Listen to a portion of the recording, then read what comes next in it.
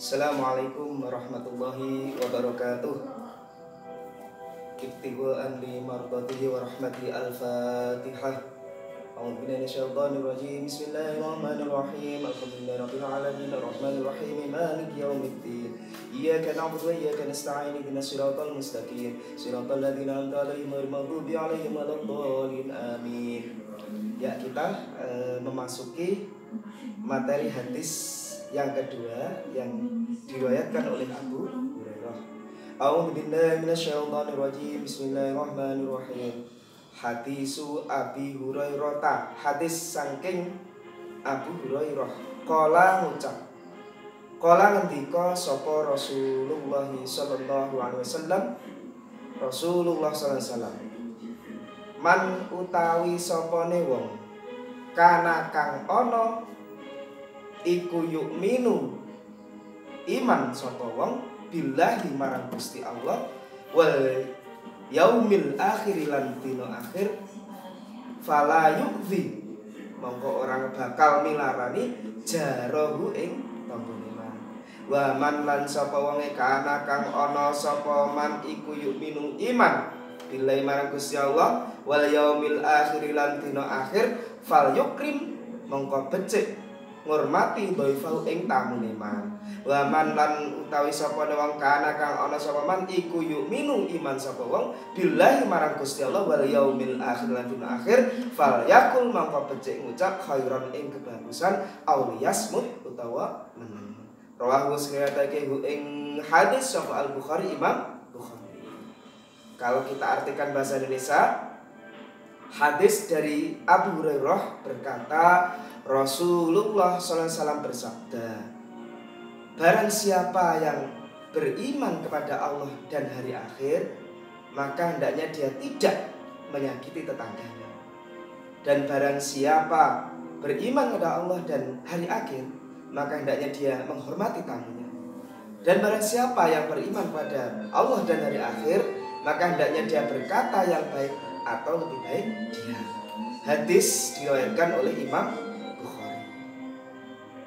Kalau kita amati, kita pelajari, kita kaji hadis ini, maka di sini terdapat perbuatan-perbuatan yang merupakan bukti dari kesempurnaan iman seseorang. Jadi kalau orang sudah mengaku iman kepada Allah dan hari akhirat, hari kiamat, maka hendaknya melakukan 3 perbuatan. Yang pertama adalah tidak menyakiti tetangga. Jadi dalam kehidupan bermasyarakat, kehidupan sehari-hari, orang yang paling dekat dengan kita adalah tetangga, bukan saudara kita. Terkadang saudara kita kan jauh. Jadi tetangga itu adalah orang yang paling dekat dalam kehidupan kita sehari-hari. Sehingga kita harus menjaga hubungan yang baik dengan tetangga. Jangan sampai kita menyakiti tetangga, entah itu dengan perkataan kita, dengan perbuatan kita, hendaknya kita hindari. Jangan sampai misalnya kita melakukan ghibah, ngerasani, apalagi adu domba dengan sesama tetangga. Itu harus kita hindari. Kemudian bertengkar sampai bertengkar, ini juga harus kita hindari. Sehingga hubungan ini harus juga dengan baik. Kalau Rasulullah memberikan resep yang cukup sederhana, Rasulullah itu mengatakan bahwa kalau kau masak makanan, maka perbanyaklah kuahnya. Nah, ini indikasi apa? Bahwa kalau kita mempunyai sesuatu, ya, walaupun menurut kita ukurannya itu tidak seberapa nilainya, tetapi kalau kita sedekahkan, berikan kepada tetangga, itu memberi pengaruh yang luar biasa besar untuk menjalin kasih sayang dan kerukunan antar tetangga.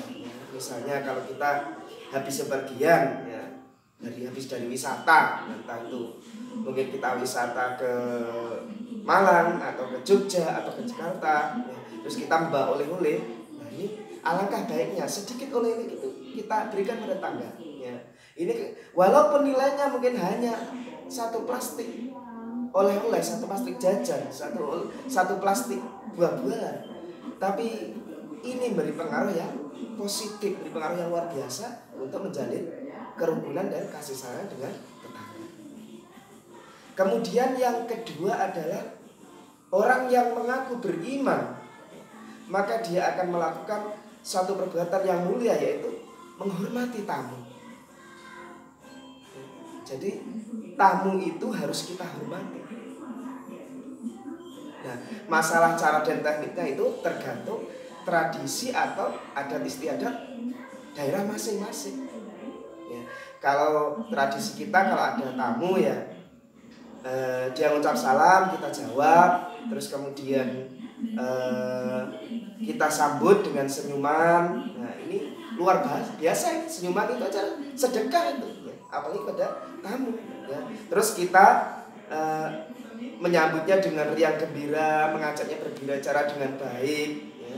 Terus kemudian kalau kita punya kelebihan rezeki, kita mempunyai minuman, ya, kita punya makanan kecil, ya, dan ketika ada pada waktunya makan, entah itu makan siang, makan sore, ya, makan pagi. Nah, ini alangkah baiknya kita hormati tamu kita dengan menyuguhkan apa yang kita punya menurut kemampuan kita. Terus kemudian yang terakhir adalah berkata yang baik atau diam. Orang yang mengaku beriman, maka dia bisa menjaga lisannya dengan baik. Kalau toh dia bisa berbicara yang baik, bisa bertutur kata yang baik, maka dia banyak ngomong tidak masalah.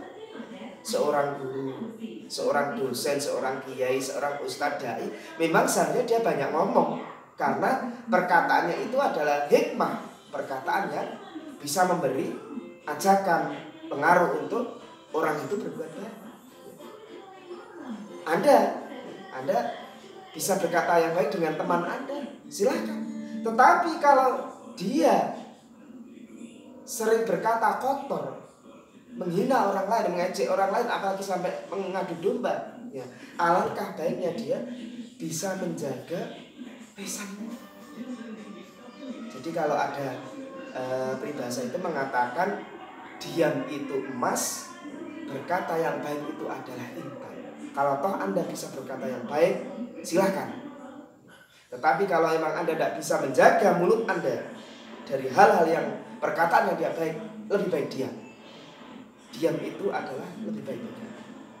Mungkin demikian materi hadis kita yang kedua. Ada kurang lebihnya mohon maaf. Billahi taufiq wal hidayah. Wassalamualaikum warahmatullahi wabarakatuh.